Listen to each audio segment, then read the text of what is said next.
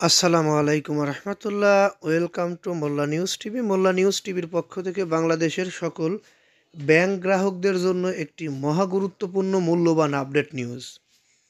এই নিউজটি আসলে খুবই গুরুত্বপূর্ণ হওয়ার কারণ রয়েছে।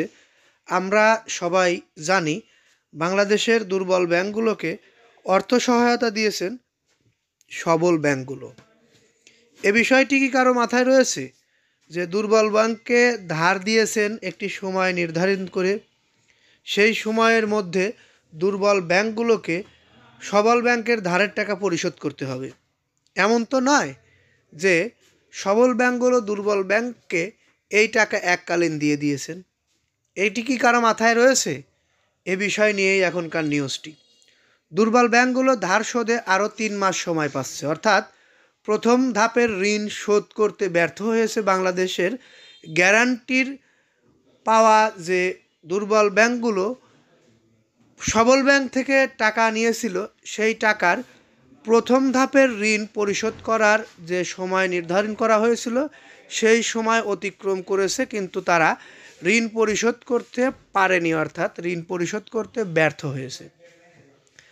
এখন বাংলাদেশ ব্যাংকের অনুমোদনেই ব্যাংকগুলোকে আরও 3 মাস সময় বাড়িয়ে দিতে যাচ্ছে বাংলাদেশ ব্যাংক। কেন্দ্রীয় ব্যাংক সূত্রে এ তথ্য জানা গেছে।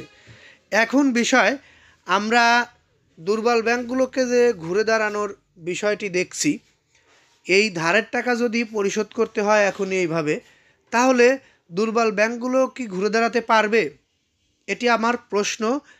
আপনি যদি একজন সচেতন নাগরিক হন, অবশ্যই এই প্রশ্নের উত্তর দিয়ে যাবেন কমেন্ট বক্সে। আর যদি আপনি ব্যাংক খাতের কোনো কর্মকর্তা বা কর্মচারী হয়ে থাকেন, তাহলে আপনি একটু দয়া করে বড় করে লিখে যাবেন আসলে এখন এই ব্যাংকগুলোর করণীয় কী, বা আমি যে নিউজটি আপনাদের মাঝে নিয়ে এসেছি এটির ভিত্তি কী। দুর্বল ব্যাংকগুলোকে সবল ব্যাংক যে পরিমাণ টাকা ধার দিয়েছে, এই টাকা যদি এখন দুর্বল ব্যাংকগুলো বের করে দেয় তাদের ব্যাংক থেকে, তাহলে কি তাদের তারল্য সংকট থাকবে না, নাকি আরও তারল্য সংকট বেড়ে যাবে? আমরা দুর্বল ব্যাংকগুলোকে টাকা ধার দিয়েছি, সেই টাকাগুলো আমানতকারীদেরকে আবার দিয়ে দিয়েছি। আমানতকারীরা কিন্তু পরবর্তীতে ওই টাকা ওই ব্যাংকে আমানত হিসেবে ওই পরিমাণ রাখেনি। হিসাব করে দেখলাম আসলে ভবিষ্যৎ অন্ধকার কি না এ বিষয়ে আমি বলতে পারছি না। আসলে ব্যাংকার যারা, তারা হয়তো বলতে পারবে। আমি জাস্ট একজন নিউজ ক্রিয়েটর হিসেবে যে বিষয়টি আমার মাথায় ধরেছে আমি সেটি আপনাদেরকে জানানোর চেষ্টা করলাম।